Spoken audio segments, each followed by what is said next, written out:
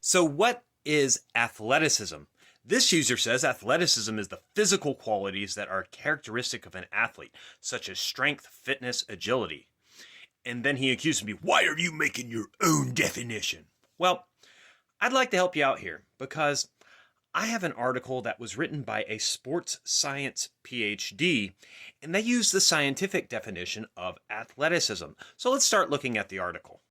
All right, so what is athleticism and how is it tested? Are we reinventing the wheel? By Joe Eisenman, PhD. Now, he starts off with the dictionary definition, which is the one you're using, by the way. You went to Webster and looked at the dictionary. Physical qualities and characteristics of athletes such as strength, fitness, and agility. And note, physical qualities plural, with 3 physical qualities listed: strength, fitness, and agility. Note, interesting they chose fitness as one of the qualities, as also fitness has many factors. I assume they are equating fitness with aerobic fitness or cardiorespiratory endurance. But is that the correct definition, and is that how we understand it from a sports science perspective? The answer is no. What you're using is the layman definition of athleticism, and what I'm using is much closer to the actual sports science definition. And the current definition of athleticism, the dimensions of fitness, physical capacity, general mobility, and athleticism considered throughout the past century are in line with the current definition of athleticism by the NSCA, National Strength and Conditioning Association. Position statement on development. Athleticism is the ability to repeatedly perform a range of movements with precision and confidence in a variety of environments which require competent levels of motor skills, strength, power, speed, agility, balance, coordination, and endurance. Notice this is a much more complete definition that lists a variety of different traits that an athlete might have to do. And we go further. Athletic performance goes beyond the physical domain. It has been pointed out in the 2 previous blogs on the NFL Combines and on the NBA Combine, the important to consider athletic performance as a sum of 4 domains.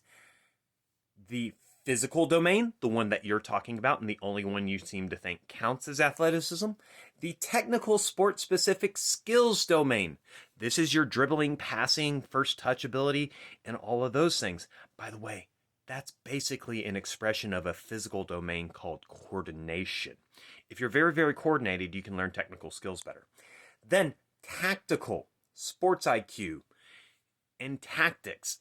This is your decision making, your ability to make decisions on the fly and make good tactical decisions in the game.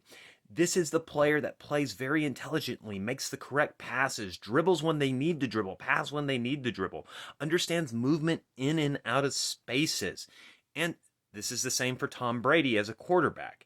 He has great sport IQ. Then lastly, the mental domains.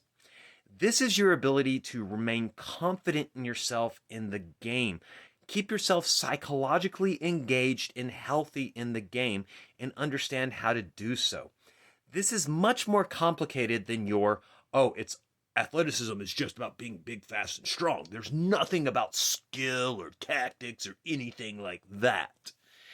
But you don't like that because it goes against your bias. And here's the thing. This isn't me, the arrogant American who thinks he knows better than everyone else. It's actually you who is uneducated and ignorant on the topic, trying to tell people that have actually done the research, who have actually gone to school for this, that no, you're wrong. Athleticism is actually what I think it is. It's not this more complicated thing. Joe Eisenman is the head of sports science at Volt Athletics. 25 years experience as university professor, researcher, sports scientist, strength and conditioning coach, and sport coach. He joins the Volt team as an advisor on sports science and data analytics. Yeah, so here's the thing. Actual experts in the field of sports science are agreeing with me and disagreeing with you. So maybe you should check yourself. At the end of the day, I don't expect you to agree with me. In fact, I expect you to double down. I expect you to find some excuse as to why this doesn't count and that my original point of if American athletes applied themselves to soccer the way they do American sports, Americans would still fail because they're too American and stupid and fat. And all of these things. Because you would come up with some excuse. But at the end of the day, the sports science literature agrees with me and disagrees with you. So who is the arrogant fool here that's disregarding and trying to redefine athleticism?